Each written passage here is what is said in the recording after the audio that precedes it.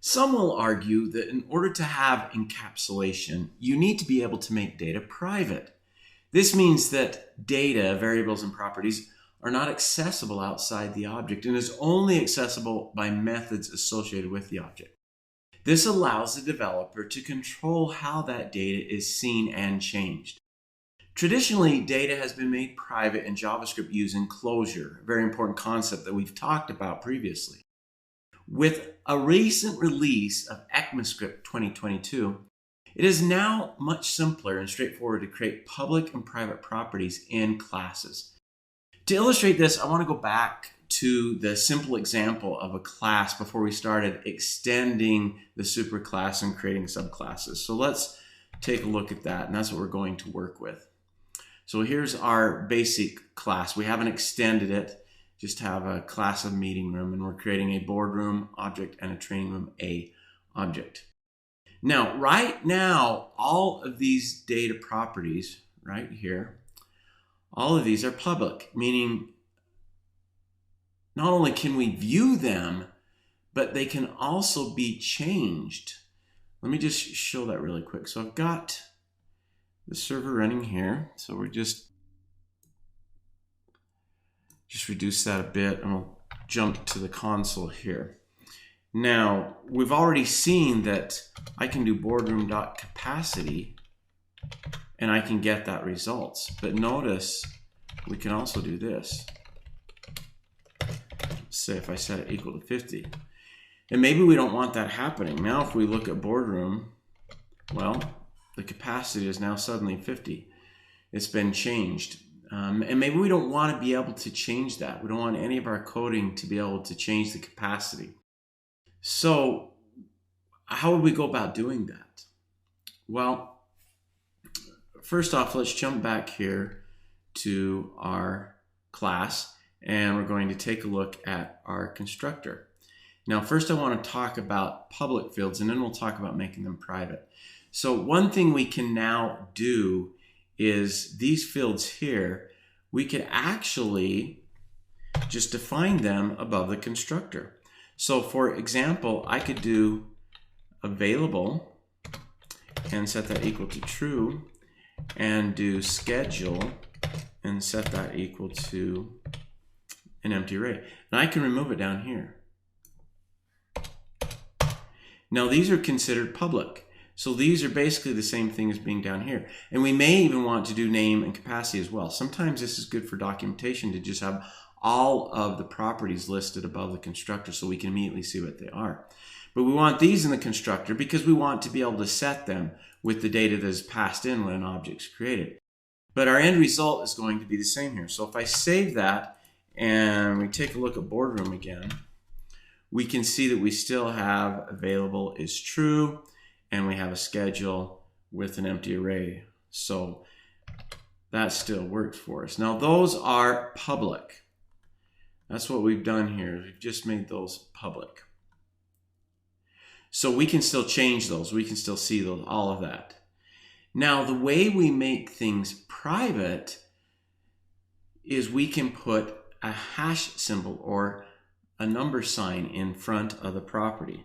And so I'm going to keep available and schedule the way they are, but I do want to make name and capacity private. So I'm going to declare name here and capacity as well. Now right now, these are different properties. The hash symbol is really a part of the name of the property. And so this is not referring to that property. And so we have to come down here and change this as well. So let me go ahead and put a hash there. And we'll put a hash here too. So those now refer to the two properties up here, and we can go ahead and set those. Now let me go ahead and save that, and we'll take a look at them. So if I look at boardroom again, notice how the properties are listed. Capacity and name, they have the pound symbol in front of them. Now it's an error to reference private fields from outside the class. You notice that we reference them inside the class because I was setting them with inside the constructor here. And so that's inside of the class. And so we can reference them there. But when we reference them outside of the class, it produces an error. Let's just look at that really quick. So if I do boardroom dot and then capacity, notice we get an error, syntax error. Private field capacity must be declared in an enclosing class. That error message doesn't make a lot of sense for what we're doing here, but we do get an error message. It doesn't like it. It thinks we're trying to set one, and it says it can only be done inside of an enclosing class. We get the same thing. We try to set that value. But notice we cannot display this value anymore. What if we wanted to display it? Could we do boardroom.capacity? Well, notice that comes back as undefined now, because capacity without a hash is a different property than capacity with a hash. And so that comes back undefined. And so that doesn't help us at all. So if we want to create a way to be able to access these and also to be able to set these from the outside using a controlled way of setting them, which I'll talk about in just a minute, we can create getters and setters. And so that's what we're going to look at first. We'll look at getter properties. Okay, so we want to be able to see the name and capacity properties here outside. We want to see what the values are. So I'm going to create a getter for capacity. And notice I don't have a hash in front of it. And the reason I'm doing this differently is you'll see I want to refer to capacity without the hash. I don't want that muddying up my reference to things. People aren't going to know about the hash symbol. And so I want to make it a little bit cleaner. And so this is a function. Getters and setters are functions. And so I'm defining a function here. What am I going to define? Well, simply return this dot. And what are we going to return? Well, capacity, but with a hash like that. Now let's do another getter for name. Once again, this is a function. Return this dot name like that. All right, now let's see what this does for us. So we save this. Now if I come out to boardroom and I do capacity, we're able to see it. But we cannot change. We're not able to change this one. See, we get that error. Do it clear to clean things up here really quick. Now, what if we now try to set capacity? Well, that's going to cause some problems. If we do boardroom.capacity and we set it to 50, what's going to happen there? Well, it's going to look like it got set. But we have a function named capacity. It's a getter function. And we're just going to cause a lot of confusion here. So generally, we'll want to establish a setter when we have a getter. Because if somebody enters this, it's not throwing an error or anything, and it's just going to make them think that they've set that capacity. But if we look at boardroom, we can see that it hasn't changed here. The one we're really using has not changed at all, and that's because that starts with a hash. All right, so let's go ahead and look at a setter property now. That's important to do at the same time we're doing a getter, usually. Once in a while you may not want to, but I'm going to for capacity at least, just to show you how to create this. It's the same way to create it. We use the keyword set instead of the keyword get.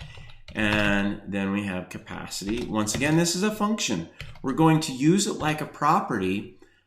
As you've seen what we did with displaying it, we use capacity like a property. Well, let me type it in again. It's used like a property, but it's actually a function. It's a getter function. So when it sees that, it invokes that get function and it returns this. Where with set, it's going to be used like a property, but it will invoke this. So we'll be able to do something inside this function when somebody tries to set it. And right now, I'm just going to throw an error. Let's see. Let's say you are not allowed to change the capacity, something like that. Okay. So now we save that. Oh, do you know the error message? Notice the error message there. Setter must have exactly one form of parameter. When we're doing a setter, it's assuming some value is going to be passed in. And so we need to have a parameter there. I forgot that, left that out. Now, we can do boardroom.capacity equals 50. And let's see what happens. Uncaught error. You are not allowed to change the capacity. So now we're really getting an error when somebody tries to change that, which will be a lot more informational. Now, a lot of times when you're creating a setter, you may simply want to test what is being set to before you allow that to happen. So let me just comment out this one here. We'll do a different way of handling this. Let's go, if num is less than this dot capacity, maybe we let them set it if they're setting it to less than the amount. We just don't let them set it if they're trying to make the capacity more than it's supposed to be. And if that's the case, then we'll go ahead and set it. Okay. So now we save that. Let's see what happens. If we set it to 50, we may want to improve this and show an error there, because now if we look at boardroom, did it change? Capacity is still at 20, no. But if we go ahead and set that to 19, what do we get? Now we have a capacity of 19, okay? So setters and getters. Now, before we leave this private data and dealing with private data using some setters and getters, I need to mention that the methods that are part of a class, for example, this reserve method, that could be made private as well by putting a hash in front of it. And what that would mean is that it wouldn't be accessible except within inside of the class. So it'd only be other methods inside that class that could actually call that method if it were private. And sometimes that can be helpful. All right, let's move on to the next topic.